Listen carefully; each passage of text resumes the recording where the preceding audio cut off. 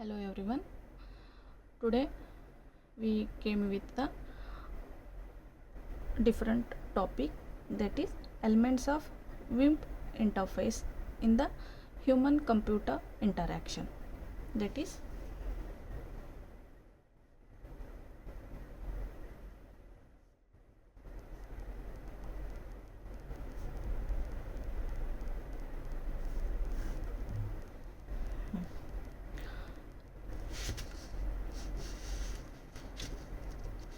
we already know that the human computer interaction, it means that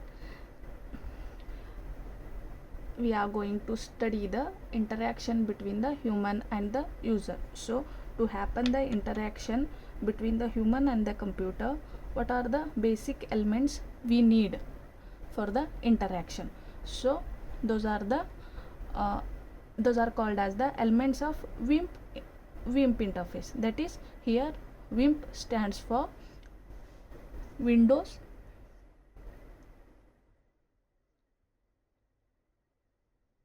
and I stands for icon,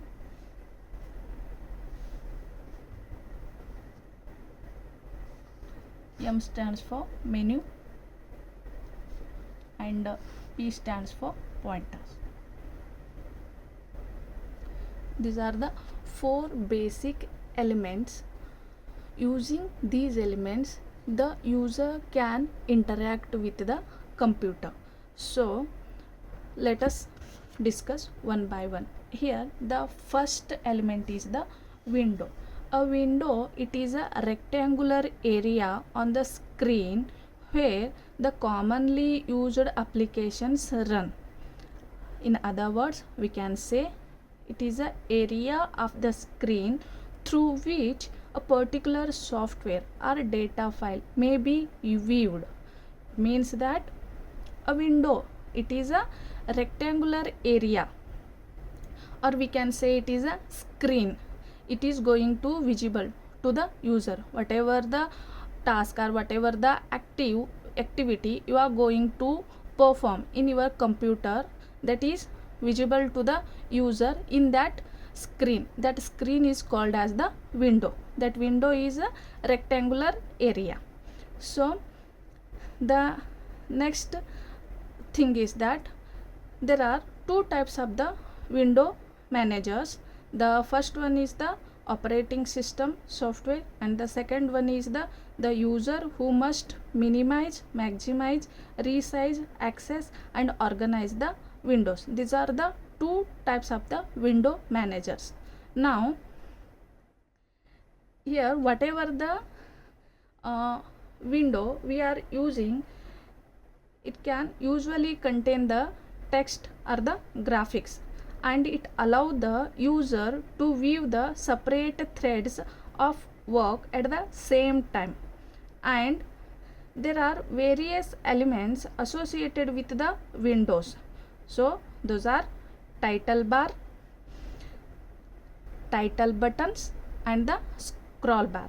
The elements, those are associated with the windows. Which are those associated elements with the windows? Those are the title bar, title buttons and the scroll bar. Everyone are familiar with the screen, rectangular screen on the monitor. So in that we can say these three, those are the title bar. It helps to identify the window. That title bar, what it contains? It contains the name of the window or a name of the page what we opened there. So that shows the name. That is, it helps to identify the window. And the second is title buttons. That is, in that title bar at the right top corner there are the three buttons. Those are minimize, maximize and close button. So a small minus symbol, that is used for minimizing that window, and for the maximization, that small square symbol is there, and the cross x like looking like a x, that is for the closing the window. These are the three buttons. They are in the comes under the title button.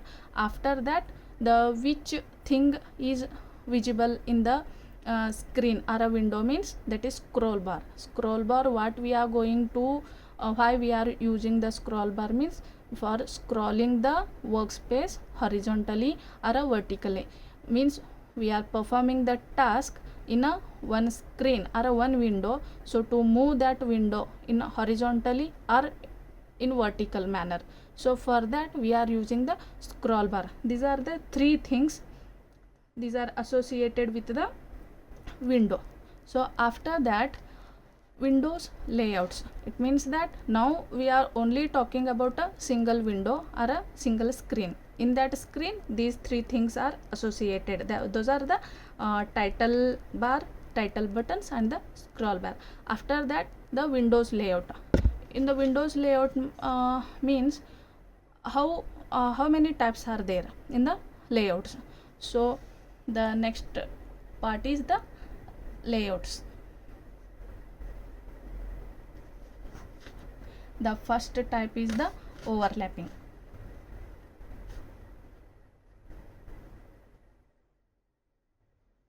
And the second one is tiled. Third one is cascading.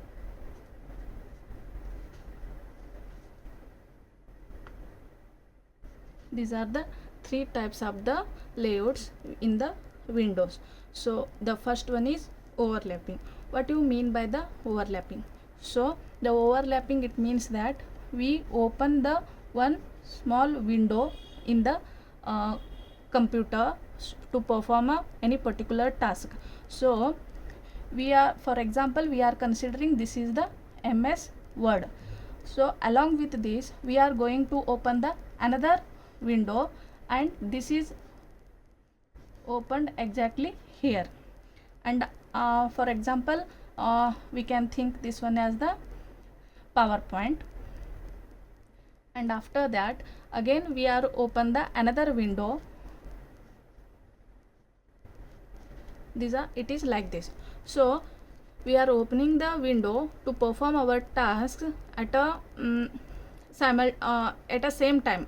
So we can say that we can work simultaneously. So for that reason, we can open one or two or more window. So how they are placed means one window is placed on the another, and third one is placed on the second one. So like this the windows are placed.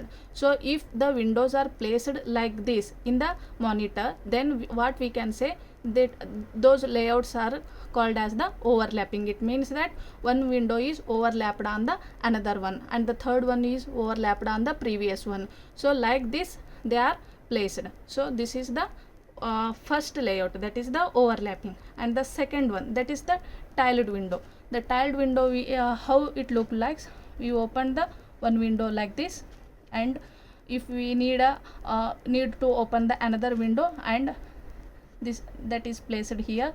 And if we are going to open the another window, and that is placed here. So if the windows or screens are opened like this, one window is placed in corner of the screen, another window is placed at the right corner, and third window is placed at the bottom of the screen, like this, then such a types of the window is called as the tiled window. And the third one is the cascading window.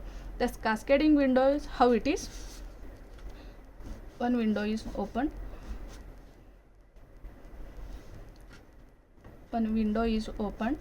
and after that the second one is third one.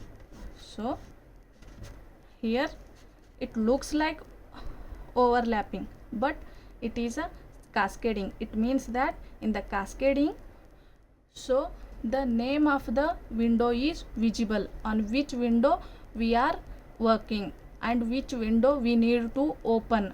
So here the name of the window is visible to the user here the name, that is if it is a Facebook, if it is a YouTube, or it is a any other Insta.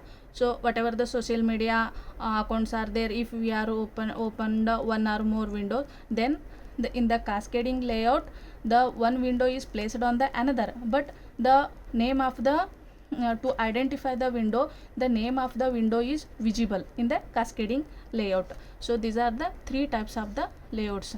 And the next element of the WIMP interface is the icon.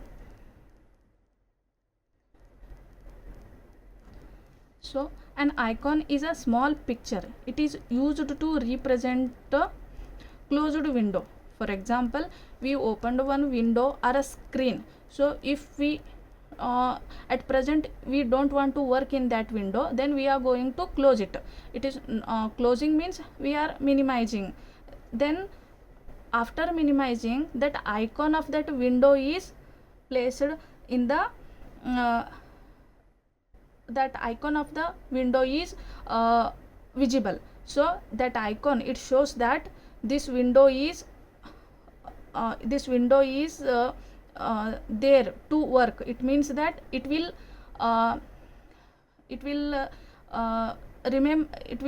help to